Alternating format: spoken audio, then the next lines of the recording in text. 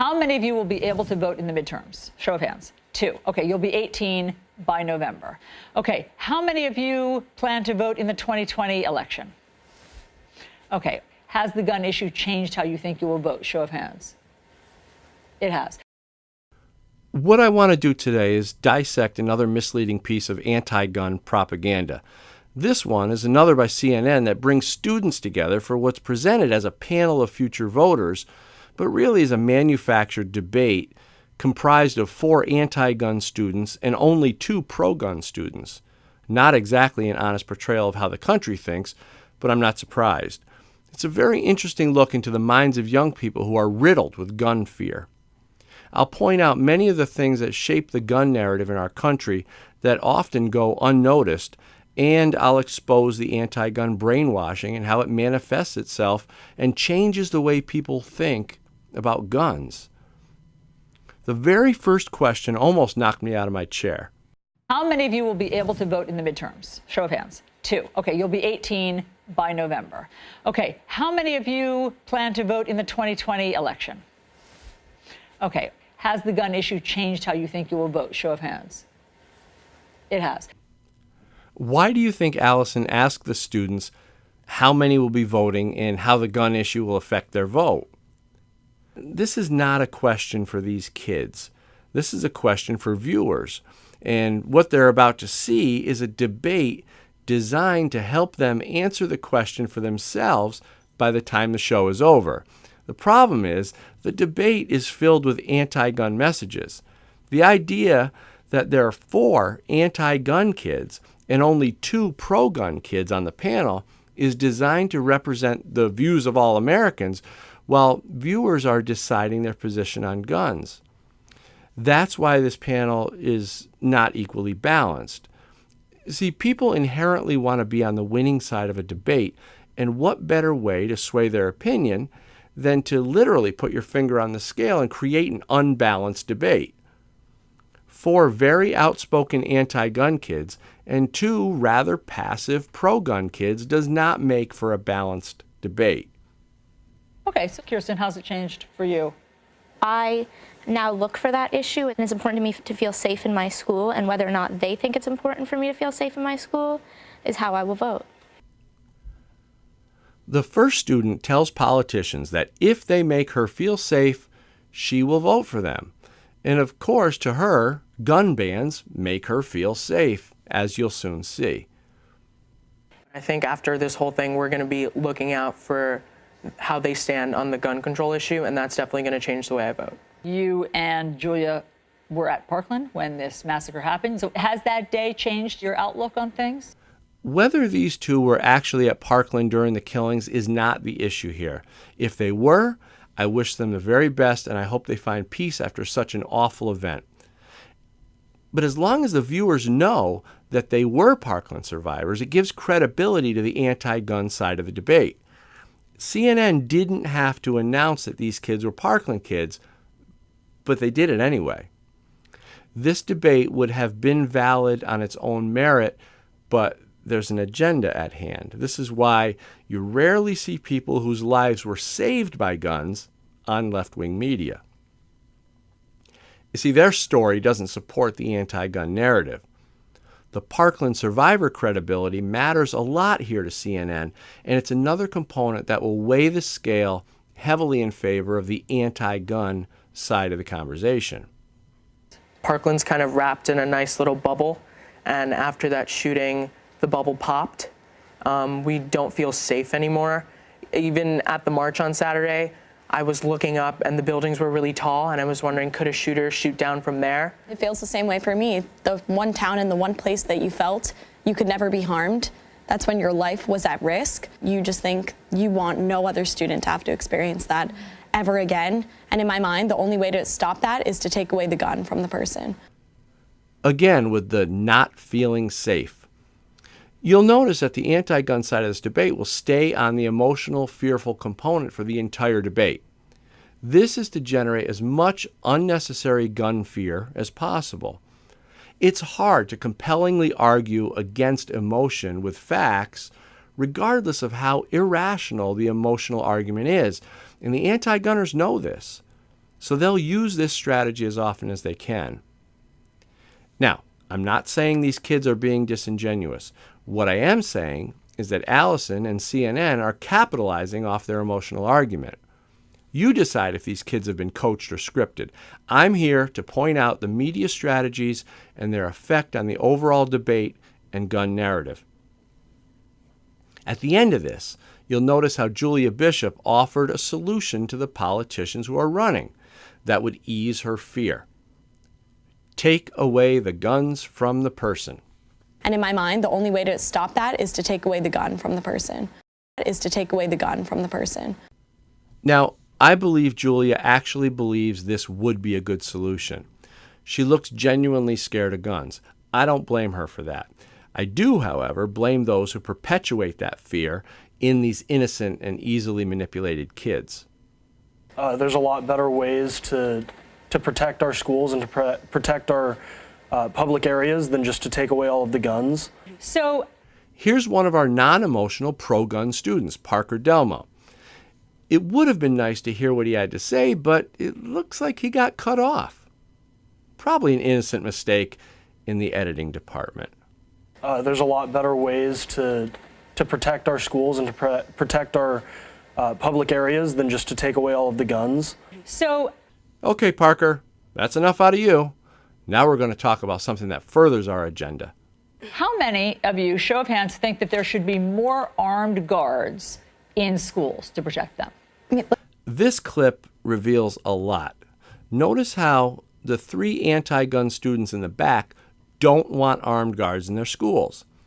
One anti-gun student does, with an explanation, and the pro-gun students do want armed guards. So how many of you, show of hands, think that there should be more armed guards in schools to protect them? Okay, partially, but I also think that to an extent, if you put all of these extra guards, it's going to feel like a prison. The armed guards making the school feel like a prison is the new left-wing talking point. This is designed to keep the kids adamantly against armed protection. These kids will fight to stay helpless if they're taught to believe that their schools will be turned into prisons. This strategy is absolutely sinister, and the perpetrators should be ashamed. Ultimately, this prison strategy will get kids to vote for their own unarmed helplessness. How do you think you stop someone shooting people? If everyday citizens have the right to carry, could have been stopped altogether. Even if someone... Finally, some logic from our pro-gun student, Jacob Scott. But oops, something happened in editing again. Coincidentally, he got cut off too. Must be some sort of mistake. Let's look at that again. How do you think you stop someone shooting people? If everyday citizens have the right to carry, could have been stopped altogether. Even if someone is trained, just like... Looks like a little jump cut, right back to our anti-gun girl. She then goes on to use all the typical anti-gun terminology and talking points. First, she debunks training, because they know that gun owners promote trained armed guards. Then she uses all the scary terms, high-capacity magazines, semi-automatic weapons, and reminds everyone that 17 of her classmates were killed in only 6 minutes. This linking of the high-capacity magazines, semi-automatic weapons, and the killing of students is a very effective strategy. The implication is that if it wasn't for the high-capacity magazines and semi-automatics, kids wouldn't die. But then she debunks the notion that a handgun would have stopped this killing. Watch this. Have the right to carry, could have been stopped altogether. Even if someone is trained, just like Officer Peterson was at my school, there's no way that you could possibly simulate an event like this. There's no possible way to practice or do an active shooter drill. He went in there with high-capacity magazines, a semi-automatic weapon, and killed 17 of my classmates in 6 minutes. Don't tell me that a handgun could have stopped that. This strategy of pointing out the idea that handguns don't stand a chance against rifles is a very important piece, because It's an effort to negate the entire argument of school faculty members carrying guns. See, the only thing teachers could possibly carry would be a handgun. So part of the left's strategy is to make that an invalid solution.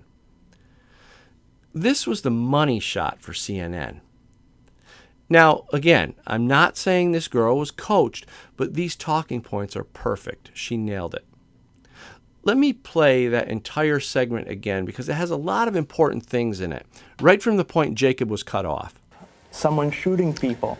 If everyday citizens have the right to carry, could have been stopped altogether. Even if someone is trained, just like Officer Peterson was at my school, there's no way that you could possibly simulate an event like this. There's no possible way to practice or do an active shooter drill. He went in there with high-capacity magazines, a semi-automatic weapon, and killed 17 of my classmates in 6 minutes. Don't tell me that a handgun could have stopped that. Now, here we have 17-year-old Ziana Bryant lecturing on comprehensive firearm training. Watch out for this word comprehensive. The left uses it a lot. Comprehensive is a buzzword the left uses to measure the validity of something. It's funny how that word has made its way into the gun conversation by a 17-year-old kid. What about the argument that if there were more armed guards who were trained, that armed guards could deter and take out a school shooter? I'm not saying we can't have school resource officers, but they need comprehensive training. Comprehensive training. Comprehensive training. Then Julia will go on again using more emotional argument, ending with the solution the left would absolutely love. Taking away semi-automatic weapons. Remember, folks, this isn't about the kids on the panel. This is about creating fear in the hearts of viewers and giving them an easy solution to ease that fear. The solution? Vote for the politicians that will take away the guns. It's hard to explain how dangerous it feels when I walk into my school. It doesn't matter that there are policemen there. There's no possible way to protect it. Why don't we just cut it off at the source and take away these semi-automatic weapons? Now that the attack on automatic guns has run its course, the new focus is on semi-automatic guns, which covers a vast majority of firearms in this country. Pay attention to the words used here. These words shape the narrative and ultimately influence lawmakers. It's hard to explain how dangerous it feels when I walk into my school. It doesn't matter that there are policemen there. There's no possible way to protect it. Why don't we just cut it off at the source and take away these semi-automatic weapons? Now, get ready for this. I'm not saying these kids are coached, but the words they're using are very typical talking points used by the anti-gun left. Quite a detailed and well thought out list of solutions for such young kids to come up with. Let's talk about that. Let's go around for solutions and what you each would suggest for solutions. First, a ban on assault rifles altogether, raising the age that you can apply to get a gun, more comprehensive background checks, and mental health screenings. We need to start by banning these weapons of war, and no civilian should have them. I have to stop it there. I talked about the term weapons of war in my book, Good Gun, Bad Guy 2. This is a term brought on to the scene by Barack Obama and Hillary Clinton. It seemed to fizzle out, but they may be trying to bring it back. These weapons of war, and no civilian should have them. Now here, 16-year-old Kirsten Evans uses the argument that we should try. Very effective. When a pro-gun argument makes sense and is hard to argue, out comes the emotional plea that we need to do something. Plus, she goes on to imply red flag laws, which, by the way, violate due process, are a good thing.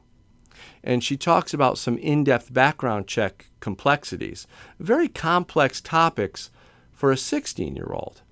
I'm sure she's just well advanced and passionate about the topic for someone who doesn't have her driver's license yet. And what about the argument that you'll hear from people who say, if you ban semi-automatic weapons, then only the criminals will have them? Does that mean we shouldn't try? That we should hand them to them legally? Like, we're not creating these red flag laws. We're having background checks that take on average from 30 to 2 minutes at the most. And if your background check gets flagged after 3 days, you can still get the gun if it's incomplete. That's ridiculous. Now, the pro-gun kids, Parker Delmo and Jacob Scott, try to make some points after quietly listening to their anti-gun friends, but they don't get the same respect they gave. They get talked over, interrupted, and shouted down. If somebody wanted to go shoot up a school, it doesn't show up on the background check. I mean, if you look at the Las Vegas shooter, he was perfectly legal to get a gun. Nobody knew that he was going. And that's the issue. So why don't we cut it off at the source? How will we defend ourselves if you take that right away? And that's what the left is trying to do. We're human beings first, right? Our lives matter before political parties. I agree. And you don't know any of our political affiliations. You don't know any of our political affiliations. You don't know that. And I think, well, I'm not attacking you guys personally. I'm attacking the ones that seem to be backing this whole movement. This is a student-led movement, and that's what it should be. Here's an interesting exchange between Jacob and Julia. Jacob points out the fact that there's someone leading this movement, and Julia quickly corrects him and states that this is a student-led movement. That's for you to decide, but most 16-year-olds that I know have to be reminded to clean their room and do their homework. I don't know that 16-year-olds can lead an anti-gun movement the size of this. I'm not attacking you guys personally. I'm attacking the ones that seem to be backing this whole movement. This is a student-led movement, and that's what it should be. We were the ones who had to hear those gunshots, and we were the ones who stared down the barrel of a gun, and that's the end of it. Apparently, according to Julia Bishop, her view is all that counts. She even says that's the end of it. Are we starting to see a bias in the way anti-gunners and pro-gunners debate? As far as anti-gunners are concerned, it's their way or the highway. And that's the end of it. Now, watch how pro-gun Jacob Scott tries to get a word in, but gets angrily shouted down. No other adult politician, no one funding money into this. People can donate the money and we can accept that, and that's fine. But they're not controlling or influencing us. The NRA is influencing every single politician that's accepting money. All of you right here are telling me right now none of them are funding this movement. They're donating money, and they are encouraging gun control. They're standing for what they believe in as well. Finally, Jacob gets to make a point, and his simple logic makes absolute sense. When the anti-gun kids have no answer to the fact that killers won't shoot up a gun show, Allison, the host, changes the topic. Prioritizing your rights over lives for gun violence at this point. My solution for gun violence is allowing people to have guns. The more people that are armed, the less shootings there will be. Have you ever seen a gun show get shot up? No, you haven't seen it. Why? Because the guy's going to get shot. The guns are the solution, not the problem. What would you consider success? Now, Allison will again ask the kids what their solution would be or what they consider success. Remember, she doesn't really care what the kids think. These anti-gun so-called solutions are a message to politicians running for office. What would you consider success because of the movement? An assault weapons ban. Handguns are perfectly okay. That fits into the Second Amendment. What? Did this kid just say handguns fit into the Second Amendment? Handguns are perfectly okay. That fits into the Second Amendment. See, the problem with this type of false narrative is that people don't know any better. And they believe it, and Allison never corrects him. She should have explained that the Second Amendment does not qualify certain firearms over others. This is another misconception that the left loves to have out there for people who can be easily tricked and manipulated. We don't need people walking around with AR-15s. Now, Jacob and Parker will try to make their points again, but again get shouted down. This is a result of having 4 anti-gunners and only 2 pro-gunners on the same panel. Another happy accident for CNN. Why are you telling everyone out there in America that you can't own a gun for your protection? You know, I'm in fear walking around that shooter can have. It doesn't need to be for protection. It's not a good gun for hunting either. Why are you telling For hunting, for sport, for It's not necessary. It's not necessary. My life is more important than a gun that's used to hunt. Julia and Kirsten are very aggressive. Watch that again. And if you listen carefully, 16-year-old anti-gun Kirsten seems to know which guns are best for hunting. You know, I'm in fear walking around that shooter can have. It doesn't need to be for So what is it? protection. Not a good gun for hunting either. Why are you telling For me what I hunting, for can and sport, for It's not efficient hunting It's not gun. necessary. My life is more important than a gun that's used to hunt. This is a tough one because you guys hear what they're saying, right? Which is that why are you curtailing the rights of responsible gun owners? And it feels to them if they can't have an AR-15, why did they have to be responsible for what that gunman at Parkland did? Because What's it's the not answer to just that? one. It's not just Parkland. So let's have smarter gun control. Let's not have harder gun control. And what would that Let's look have like? Smarter. Well, like I was saying earlier, we have these background checks that don't say on the screen, you know, I want to go and shoot and commit. That'll a mass never shooting. happen. Okay, but Never universal even background checks. Let's just start there. You're comfortable with that? Universal background checks. I don't think that that's enough. I think that we need to make those smarter. I think that we need to Ask more questions. Yes. So you're willing to compromise on that. Now, I'm so proud to hear this. It seems to be lost on most of this generation, but these kids are being taught to give up their rights, but Jacob sees something that the rest just don't see. Jacob, is there anything you're willing to compromise on in terms of guns? The issue here is the politicians on the left are trying to take away the gun rights one by one. It will start with assault rifles, and then it will continue until they take every arm in America away from the people. I understand. And You're pretty dug in on your side. You don't see a common ground. You're not going to be able to find common ground. I don't think it's good to compromise your rights. Do you feel as though all of the students and all of their momentum and all of the energy is a movement or a moment? It's a moment for the people who only see this as an issue that's only for Parkland. It's only a moment for people who aren't affected and who don't see the results in their daily life manifested. But for the students of color, I'm not sure how this became a racial thing, but it may be something to question. But for the students of color who don't get the airtime on TV and who are disproportionately affected, this is their lives. Yeah. So when it comes down to it, they have to live with this every day. So it's never going to be a moment. There were students before Parkland, and there'll be students after Parkland fighting for this issue. We're going to show up November. We're going to show up next November until this issue is solved. And there you have it. They're going to show up until this issue is solved. Translation: they're going to show up until they get what they want. I hope this sheds some light on how the gun narrative is manufactured and how the thought process of people is manipulated. I'm Dan Wos, author of Good Gun, Bad Guy, and I hope we can all start to see what's really going on here.